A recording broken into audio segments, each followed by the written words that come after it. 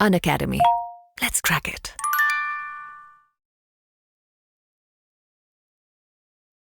Unacademy. Let's crack it. नमस्कार दोस्तों, मैं निर्भय सिंह आपका अनअकैडमी के इस मंच पर स्वागत करता हूं जिसका नाम है यूपीएससी अनस्टॉपेबल हिंदी। और हम लोग एमसीक्यू का अध्ययन कर रहे थे। और एमसीक्यू क्यों कर रहे थे? इसलिए कि पहली बात तो आप में से जिन लोगों ने अभी तक सिलेबस को नहीं पढ़ा है या प्रीवियस ईयर क्वेश्चन नहीं देखे हैं, तो वो लोग पहले प्रीवियस ईयर क्वेश्चन से परिचित होते जाएं, ठीक है। और जिन लोगों ने एक बार सिलेबस पढ़ लिया है वो अपना रिवीजन करते जाएं, ठीक है। तो दोनों ही लिहाज से ये आपको ध्यान देना है और आप बेहतर तरीके से इसमें अपनी तैयारी को खुद ही चेक कर सकते हैं। और जो नए लोग हैं वो उनके लिए दिमाग एक तरीके से फिल्टर का कार्य करेगा। जैसे कि आपको बताऊं, आप पढ़ते हो, ठीक है, और किताब पढ़ के निकल जाते हो और आपको समझ नहीं आता क्या पढ़ें क्या छोड़ें। तो यहाँ पर आपको ये क्लियर हो जाएगा कि आपका दिमाग पढ़ते समय किन फैक्ट को पकड़े। तो इसलिए मेरा ये प्रयास है कि आप लोग क्वेश्चन को थोड़ा समझें कि कैसे एग्जाम में पूछे जाते हैं, ठीक है। तो यूपीएससी अनस्टॉपेबल पे आपको और क्या चीजें मिल रही हैं? देखिए, एक तो स्टैटिक सिलेबस कवरेज है, डेली न्यूज एनालिसिस है, डेली करंट अफेयर है, एमसीक्यू प्रैक्टिस सीरीज है, स्ट्रेटेजिक और मोटिवेशनल वीडियोस मिलते हैं, weekly current affair, editorial, iconic video by top educator to cover important topics, ये सब आपको मिलता है। आपको बताना चाहूंगा कि मैं मेरा 6 से 7 बजे आपके इसी यूट्यूब चैनल पर आपको शाम को 6 से 7 से आपकी एनसीईआरटी सीरीज चल रही है। हाँ, इसके अलावा आपको बताऊं, अनअकैडमी के लर्निंग ऐप पर क्लास 12th की एनसीईआरटी आपको बताऊं पॉलिटी की चल रही है, ठीक है। समकालीन विश्व में राजनीति। हाँ, इसके अलावा 9 PM पर प्राचीन इतिहास, ठीक है। इसको भी आप अनअकैडमी के लर्निंग ऐप पर जाकर के फ्री में एक्सेस कर सकते हैं। यूट्यूब पर एक ये आपको मिलता है 6 से 7 शाम को, हिस्ट्री एनसीईआरटी, है ना, क्लास 7 की चल रही है। चलिए, तो तैयार हो जाइए जल्दी से आज के क्वेश्चन के लिए। जल्दी से आपके जो पहला क्वेश्चन है आपकी स्क्रीन पर, भागवत संप्रदाय में भक्ति के रूपों की संख्या कितनी है? 7, 8, 9 या 10? जल्दी से बताइएगा। भक्ति की संख्या कितनी बताई गई है? आपने इसके बारे में क्या पढ़ा समझा है अभी तक? जरा सा बताइएगा। ज्यादा समय नहीं लेंगे हम लोग। मैं 10, 9, 8, 7, 6, 5, 4, 3, 2, 1। देखिए, अब जल्दी से आपने उत्तर दे दिया तो बहुत अच्छी बात है। नहीं दिया, नहीं जानते हैं, जरा ध्यान से सुनिएगा। देखिए, जहां तक भक्ति का प्रश्न है, तो भक्ति का जो सबसे पहला उल्लेख आपको मिलता है वो मिलता है आपको श्वेताश्वर उपनिषद में। श्वेताश्वर उपनिषद में, ठीक है, भक्ति शब्द का पहला उल्लेख वहां मिलता है। इसके अलावा आपको बताना चाहूंगा कि जो भागवत संप्रदाय में भक्ति की आप बात होगी तो एक नवधा भक्ति की बात होती है। नवधा भक्ति, तो ये नवधा से अब आपको याद रहेगा 9, ठीक है। भक्ति के रूपों की संख्या कितनी है? 9। नवधा भक्ति की चर्चा की गई है, ठीक। चलिए आगे देखते हैं अगले प्रश्न की तरफ। हेलियोडोरस का बेस नगर अभिलेख संदर्भित है संकर्षण तथा वासुदेव से, संकर्षण तथा प्रद्युम्न से, संकर्षण प्रद्युम्न तथा वासुदेव से, या केवल वासुदेव से? देखिए, आप लोग देखिए भागवत संप्रदाय से किस तरीके से क्वेश्चन पूछे जा रहे हैं, ठीक है। थोड़ा सा दिमाग पे जोर डालिए। ये मैंने आपको क्लास में कराया है, ठीक है, क्लास में मैंने कराया है आपको, ध्यान दीजिए। मैं 10, 9, 8, 7, 6, 5, 4, 3, 2, 1। ध्यान दीजिए, हेलियोडोरस, आपको बताऊं हेलियोडोरस का जो ये बेस नगर का अभिलेख है। अब बेस नगर का अभिलेख जरा समझिएगा। बेस नगर, पहली बात ये ध्यान रखिएगा, ये यूनानी राजदूत है। किसका है? तो एंटियाल कीट्स का है, क्योंकि ये भी पूछा गया है, एंटियाल कीट्स का है। ठीक है, एंटियाल कीट्स का है। तो हेलियोडोरस किसका है राजदूत, ये भी ध्यान रखेंगे। ठीक है, अच्छा, ये बेस नगर का अभिलेख कहां पर है? तो विदिशा, एमपी। और किसके लिए है? तो वासुदेव को समर्पित है। ठीक है, तो यहाँ पर बहुत सारे प्रश्न हैं, और आप जानकारी इसको रखिए इससे, और आगे देखते हैं।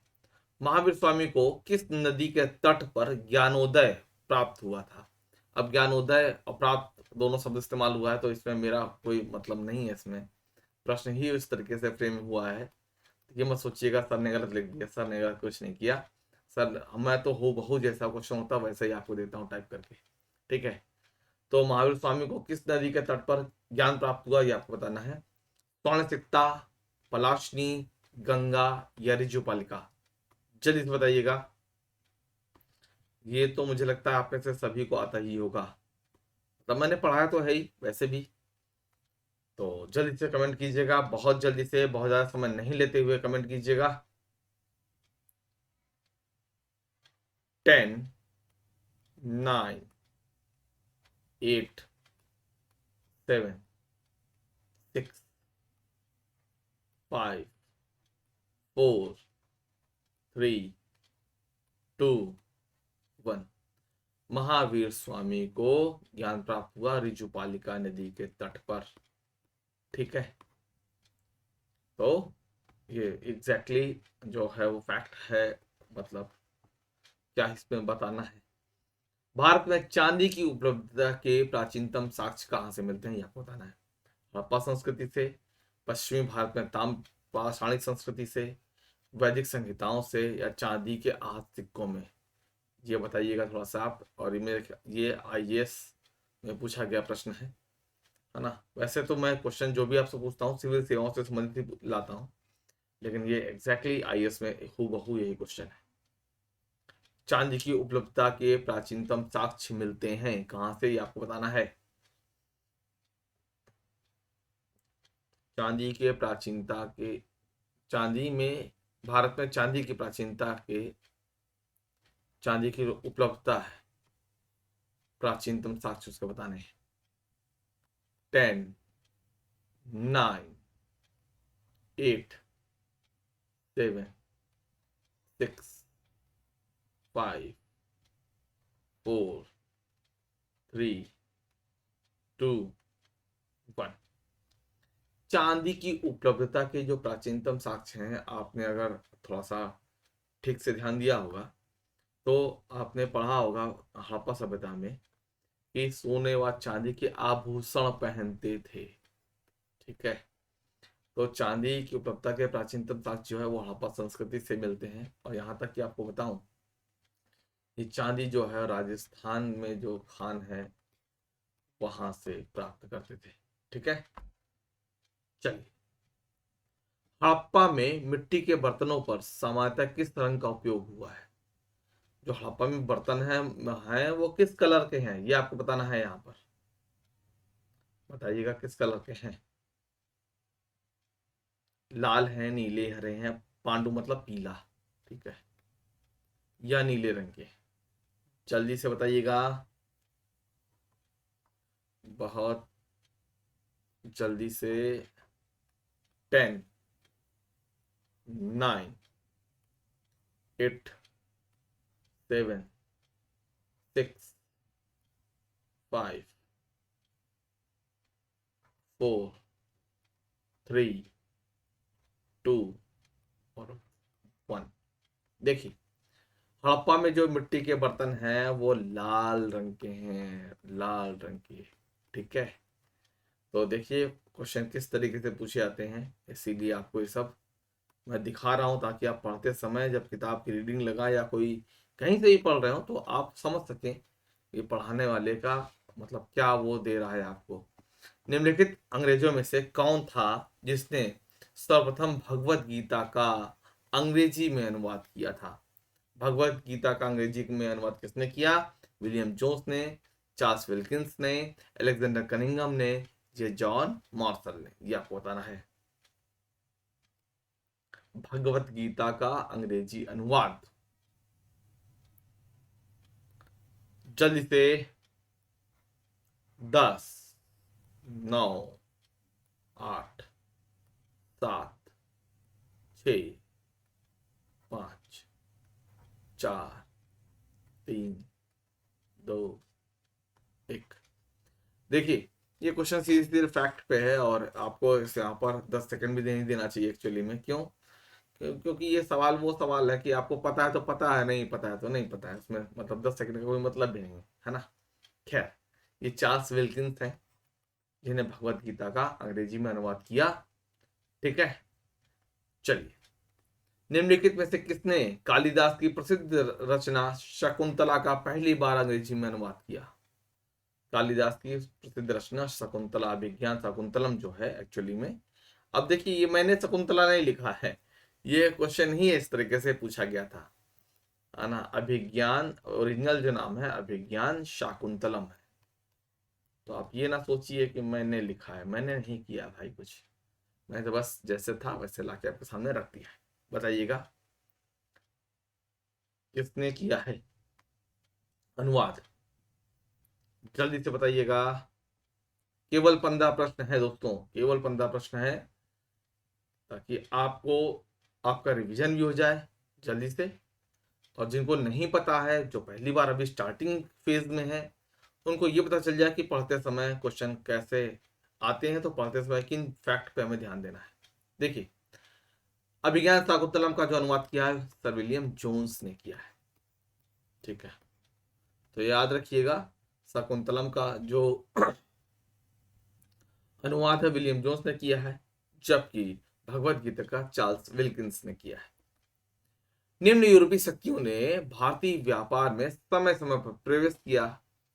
1 नंबर पे अंग्रेज, 2 डच, 3 फ्रांसीसी, 4 पुर्तगाली।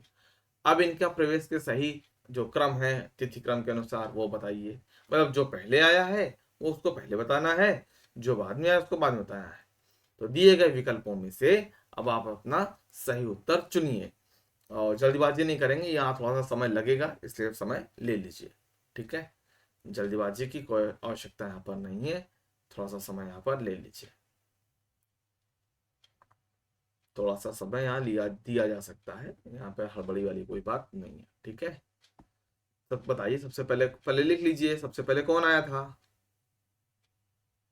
वैसे इतना कठिन भी नहीं है, हो गया होगा अब तक। क्यों? आइए बताता हूँ।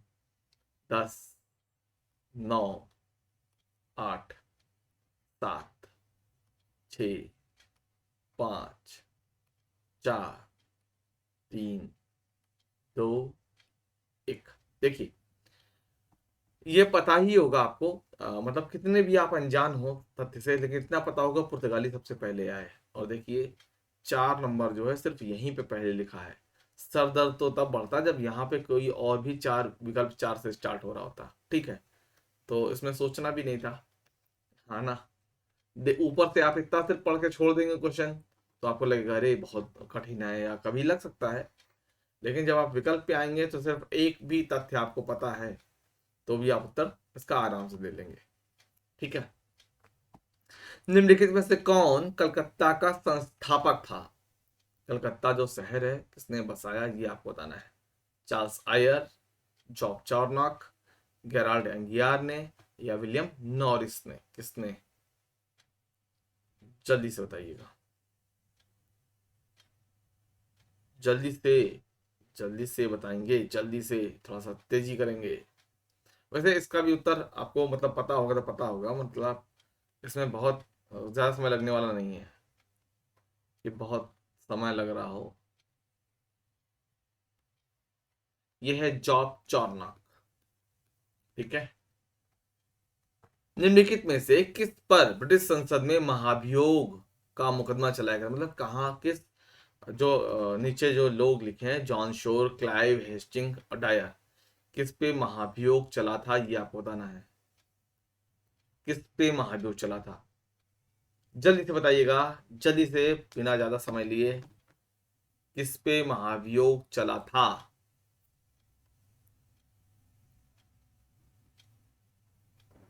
5, 4, 3, 2, 1।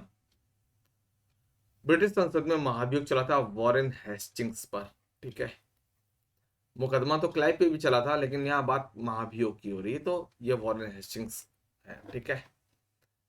आपके दिमाग में आया कि सर वो क्लाइव पे भी मुकदमा चला था, लेकिन यहाँ महाभियोग की जब चर्चा हो रही है, संसद में महाभियोग की बात हो रही है, ये वॉरेन हेस्टिंग्स है। हालांकि बाद में इनकी सेवा को देखते हुए इनको मतलब छूट दे दी गई कि चलो अच्छा कोई बात नहीं, गलती हो गई तो हो गई, है ना, इस तरीके से। आगे, भारत में न्यायिक संगठन की स्थापना किसने की, मतलब भारत में जो न्याय तंत्र है ये किसके द्वारा स्टैब्लिश किया गया, ये आपको बताना है। तो जल्दी से बताइएगा। मियो के द्वारा, कॉर्नवालिस के द्वारा, या इटली के द्वारा, या कर्जन के द्वारा, किसके द्वारा किया गया ये आपको बताना है। जल्दी से बताइएगा, जल्दी से। 5, 4, 3, 2, 1। ये कॉर्नवालिस साहब है भाई, कॉर्नवालिस साहब। ठीक है। पुलिस हो, न्याय व्यवस्था हो, ये कॉर्नवालिस की ही देन है। मैं स्क्रीन से सभी इंक को हटा करके आपको एग्जैक्ट आंसर मार दूं, वरना आप परेशान होंगे। कॉर्नवालिस। ठीक है। अकबर के शासनकाल में पुनर्गठित केंद्रीय प्रशासन तंत्र के अंतर्गत सैनिक विभाग का प्रमुख क्या कहलाता था, यह बताना है। दीवान कहलाता था, मीर बख्शी, मीर समन, या बख्शी। तो ये जो सैनिक विभाग का प्रमुख कौन था, ये बताना है। जल्दी से अटेम्प्ट करेंगे, जल्दी से अटेम्प्ट करेंगे। सैनिक विभाग का प्रमुख कहलाता था मीर बख्शी। यहाँ पे मीर बख्शी को आप सेनापति नहीं समझेंगे, समझिए आप। सेनापति हर अभियान का अलग अलग हो सकता है। मीर बख्शी का काम क्या है? भर्ती, वेतन, आहार, और जो साज सामान सैनिक का होता है वो। ठीक है, ये काम है। लड़ाई करना मीर बख्शी का काम नहीं है, ये बात ध्यान रखिए। तो सेनापति और मीर बख्शी में कंफ्यूज नहीं होंगे। सेनापति हर अभियान का अलग अलग हो सकता है। जैसे कि एक समय में अगर 10 जगह अभियान किया गया है तो 10 सेनापति हो सकते हैं, कोई समस्या वाली बात नहीं है। तो आप कंफ्यूज मत होइएगा। बाबर को भारत पर आक्रमण करने के लिए आमंत्रित करने वालों में से एक आलम खान था। निश्चित तौर पर आलम खान था। तो वो ABCD को पढ़िए और बताइए कि कौन था। जैसे ए, इब्राहिम लोदी के संबंधी थे तथा वह दिल्ली के राज सिंहासन के दावेदार थे। इब्राहिम लोदी के संबंधी थे जिनसे दुर्व्यवहार किया गया तथा उसे देश से निष्कासित कर दिया गया। दिलावर खान, जिसे इब्राहिम लोदी के हाथों क्रूर व्यवहार मिला, के पिता थे। पंजाब प्रांत के उत्तराधिकारी थे जो अपनी जाति के प्रति इब्राहिम लोदी के व्यवहार से अत्यधिक अत्यधिक क्रुद्ध हुए, जो भी आप मान। ठीक है। चलिए, अब आपको बताना है कि आलम खान लोदी कौन था, और यह मैं आपको क्लियर कर दूं, ये IAS में पूछा गया है। आपको ये ना लगे कि अरे ये तो PCS में आया होगा, नहीं, ये IAS में पूछा गया है। आलम खान लोदी कौन था? ठीक है। तो अगर आपको पता है तो अच्छी बात है, नहीं पता है तो थोड़ा सा अटेम्प्ट कर लीजिए जल्दी से। मुझे तो बताना ही है, मैं तो बताऊंगा ही, उसमें कोई समस्या नहीं है। ठीक है।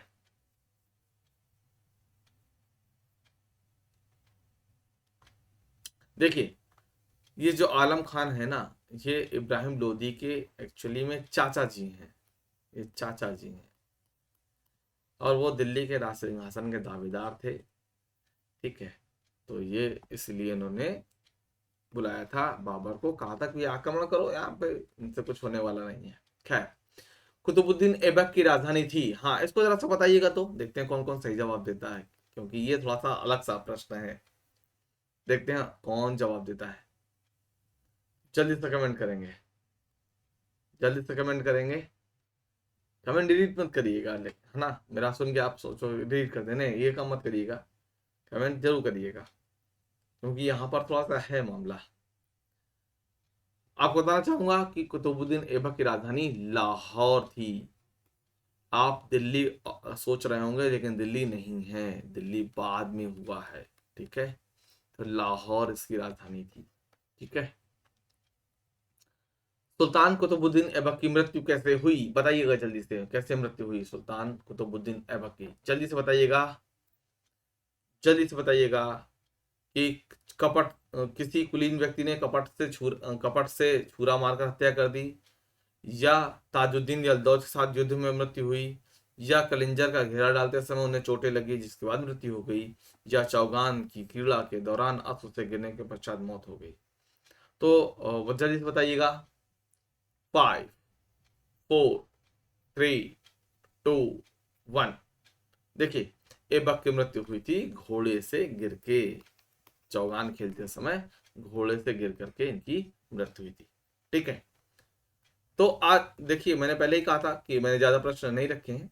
उम्मीद करता हूं आपको थोड़ा सा बेहतर समझ में आया होगा।